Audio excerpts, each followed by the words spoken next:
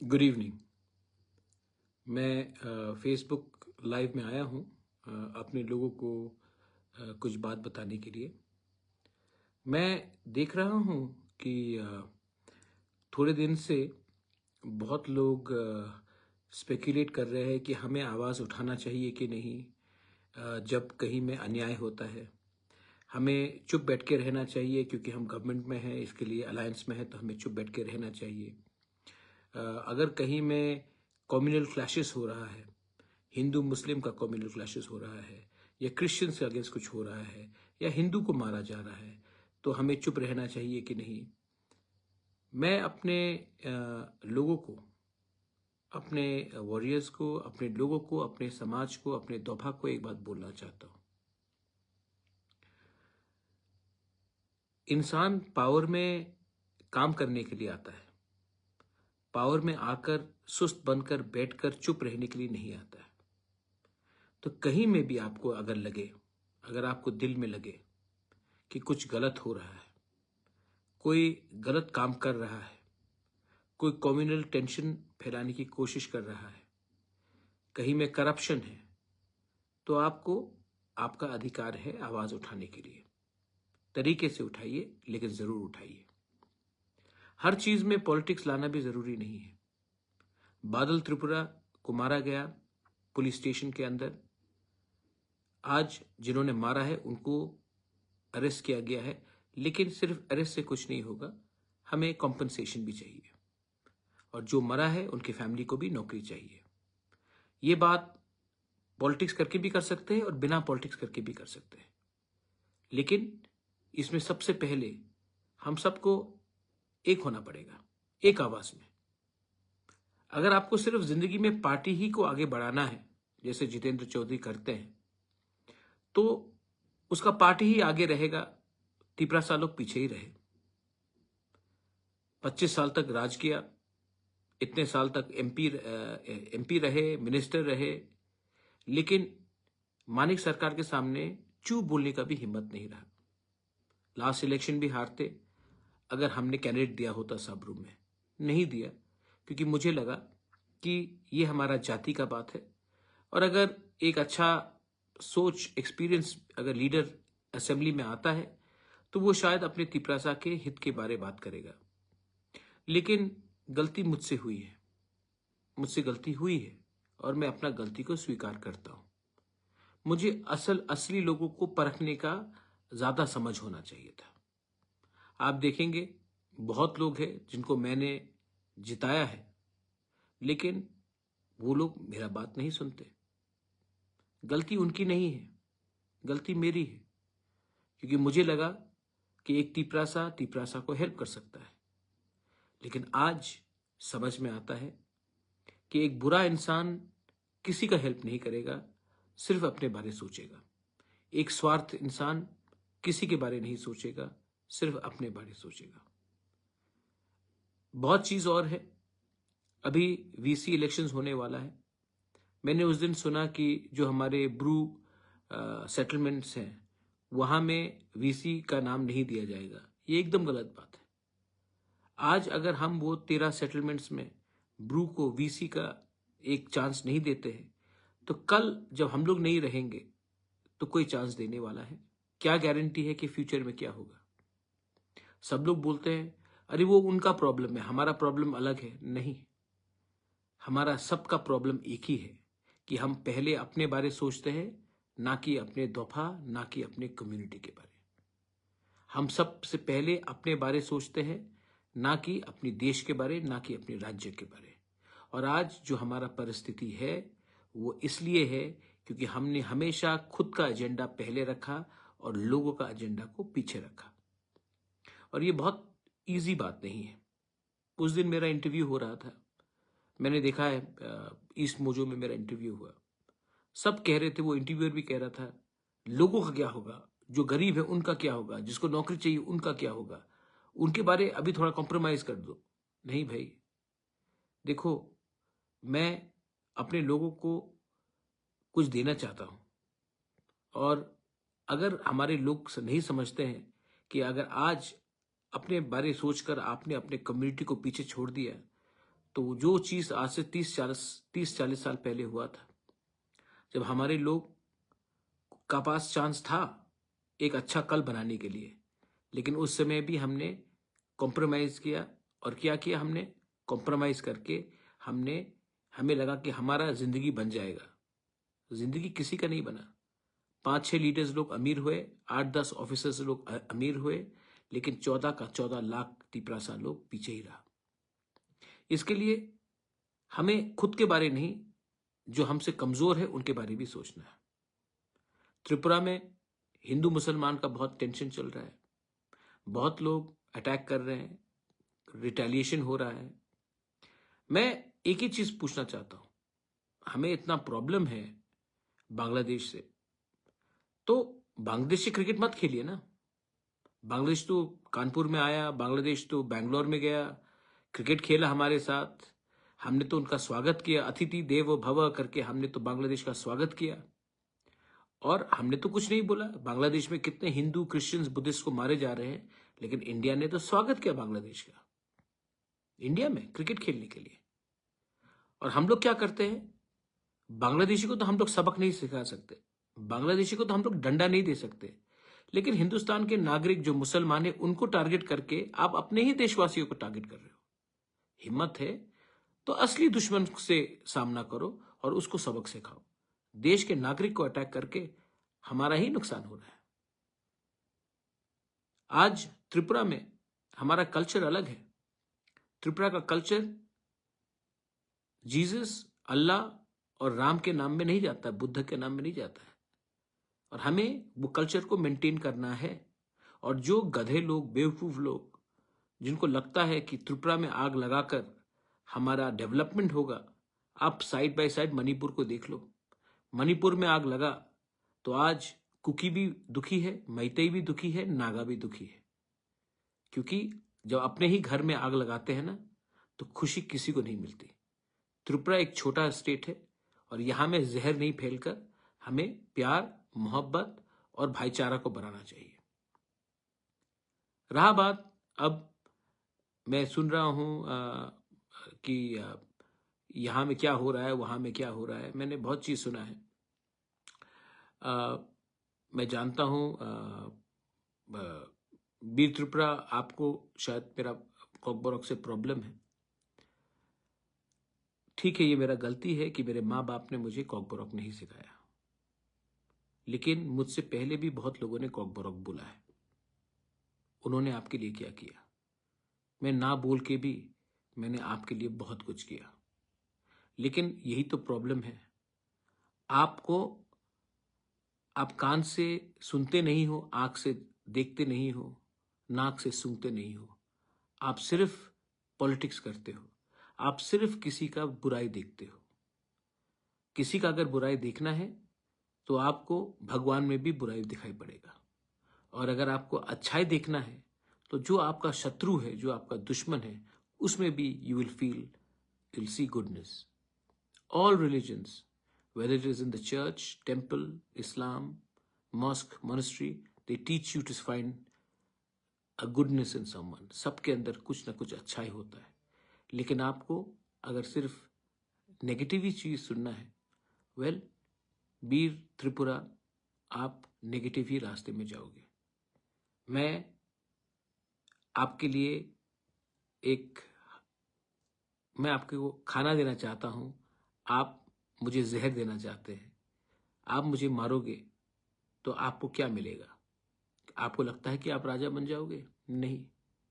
और मैं अगर आपको खाना दूंगा तो मुझे लगता है कि मेरा खाना कम होगा? नहीं, भगवान और आशीर्वाद देगा। ये मेरा थिंकिंग है। थिंकिंग को बदलिए।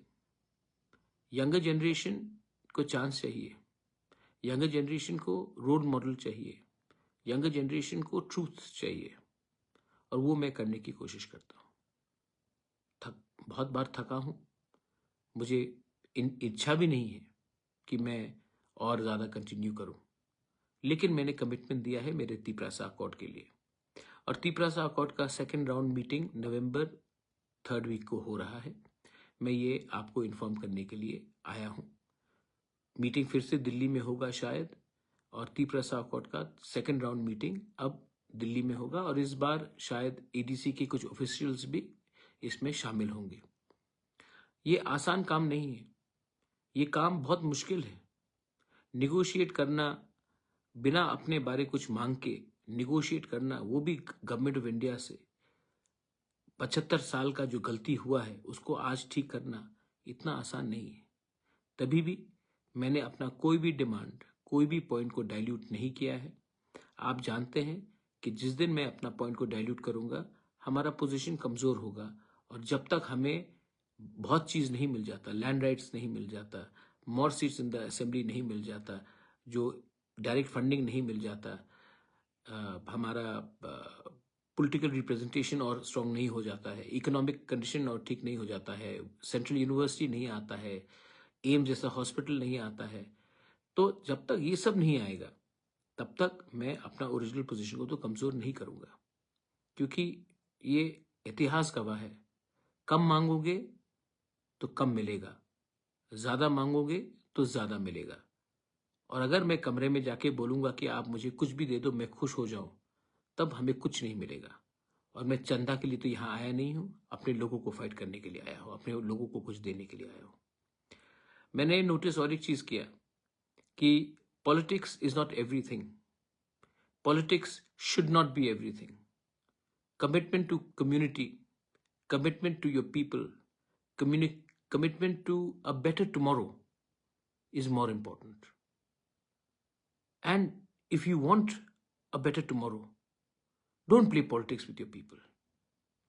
Don't play politics with your dobha. It will only make you weak. Strong countries, strong nations never fight with each other. That's why they can rule others. People who fight with each other always get ruled by somebody else. India, when it was united, ruled like a king.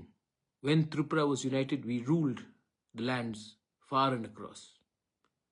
But the day we became divided, somebody else ruled us.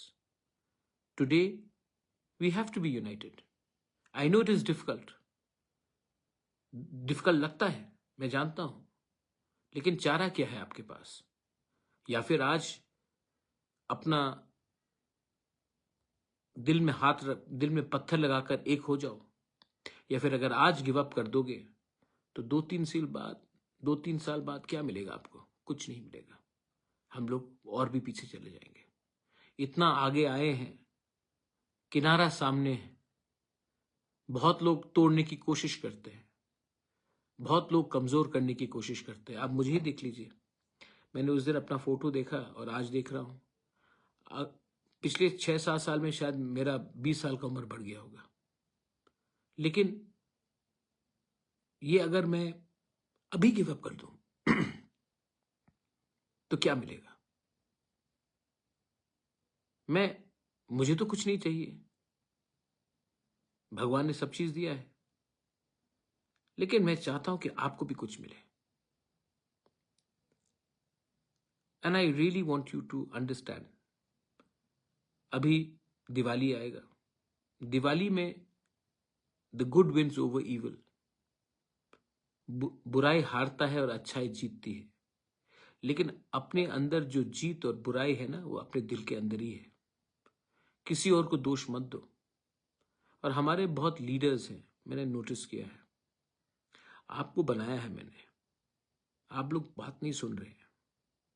अगर आप लोग बात नहीं सुनेंगे तो मेरे पास जो असली ओरिजिनल वॉरियर्स थे, जो मेरे संग एनजीओ से तिपरा मोथा में आए, वो टाइम भी उनके पास कुछ नहीं था, आज भी उनके पास कुछ नहीं है, लेकिन मैं जानता हूं कि वो लोग रियल वॉरियर्स थे। तो एक बात आप समझ लीजिए, मैं भी देख रहा हूं कौन काम कर रहा है और कौन लीडरबाजी कर रहा है। तो पब्लिक ने मुझे बनाया, मैं पब्लिक को कुछ देना चाहता हूं, और मैं जानता हूं कौन जेन्यून है और कौन थोड़ा सा हिल रहा है इधर से उधर। अगर आपको लगता है कि बुबागरा को बात नहीं मानकर, बात नहीं सुनकर पब्लिक आपको याद रखेगी, प्यार करेगी, बहुत गलत बात, ऐसा नहीं होगा।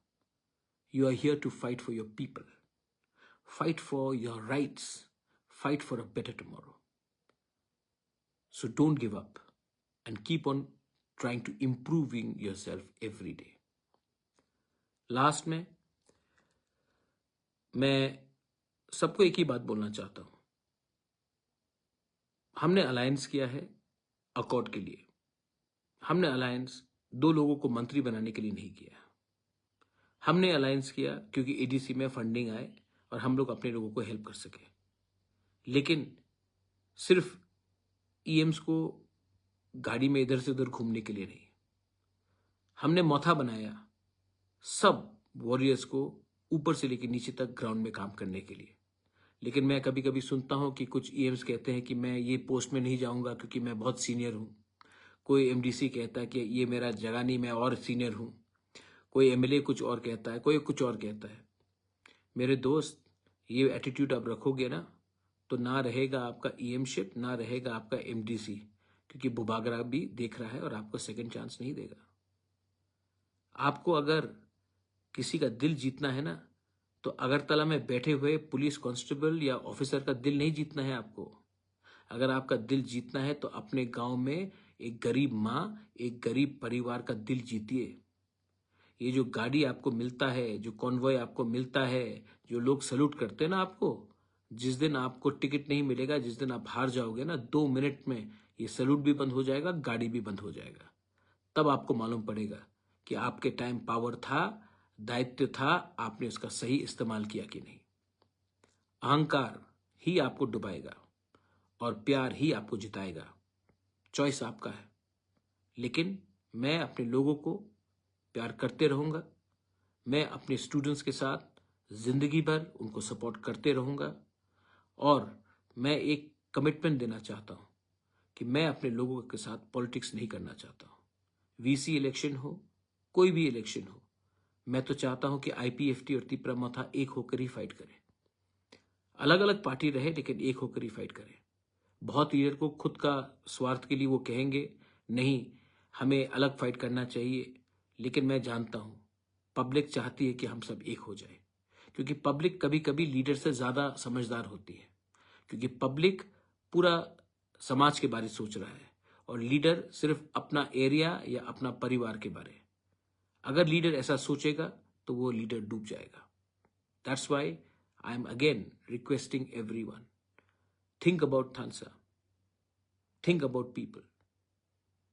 मेरा जो दिल्ली में मीटिंग है उसमें मैंने 25 सीट्स मांगा है out of 60 in the assembly. मैंने डायरेक्ट फंडिंग मांगा है, मैंने लैंड राइट्स मांगा है, मैंने 8 शेड्यूल में Kokborok, other Tiprasa native languages, including dialects like Kaubru, you have Halam language, you have Ranglong, Darlong, उनको भी मैंने कहा है कि 8 शेड्यूल में लाने के लिए। और हमारा ऑप्शन है कि हमारा कॉलोमा रोमन स्क्रिप्ट में होना चाहिए, ये हमने पॉइंट रखा है। हमने कहा है कि हमारे जो पट्टा देने का अधिकार, लैंड राइट्स का अधिकार, ये सब हमारे एडीसी के पास होना चाहिए, क्योंकि आज भी तिपरासा अपने गांव में रहकर अपना जमीन का मालिक नहीं है। हमने मणिपुरी के लिए भी एक एक्स्ट्रा सीट असेंबली में डिमांड किया है, क्योंकि मैं चाहता हूं और मैं जानता हूं कि मणिपुरी भी हमारा सोसाइटी का है, तो उनको भी मिलना चाहिए। चाय बागान के लिए एक डेवलपमेंट बोर्ड के बारे में मैंने डिमांड किया है। मैंने कहा है कि हमारा जो फंडिंग है आज के दिन, वो स्टेट के थ्रू नहीं, सेंटर के थ्रू होना चाहिए। एक मैकेनिज्म होना चाहिए। 125th अमेंडमेंट को पार्लियामेंट में पास होना ही पड़ेगा, उससे हमें फाइनेंशियल ऑटोनॉमी मिलेगा। मैंने सेंट्रल ट्राइबल यूनिवर्सिटी डिमांड किया है, मैंने एम्स लाइक हॉस्पिटल डिमांड किया है, मैंने बहुत चीज डिमांड किया है, और मैं चाहता हूं कि ये सब चीज इंप्लीमेंट हो। अगर ये सब चीज इंप्लीमेंट होगा तो मुझे क्या मिलेगा?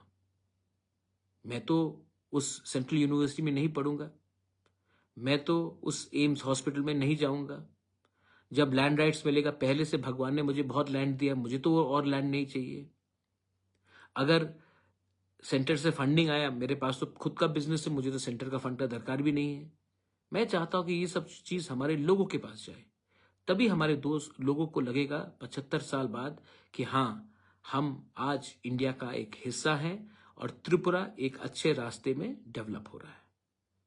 ये आपके माँ बाप लोग शायद नहीं जानेंगे, जो आपके दादू है वो नहीं समझ पाएंगे। उनको लगता है कि अभी हमें क्या मिल रहा है वही इंपॉर्टेंट है।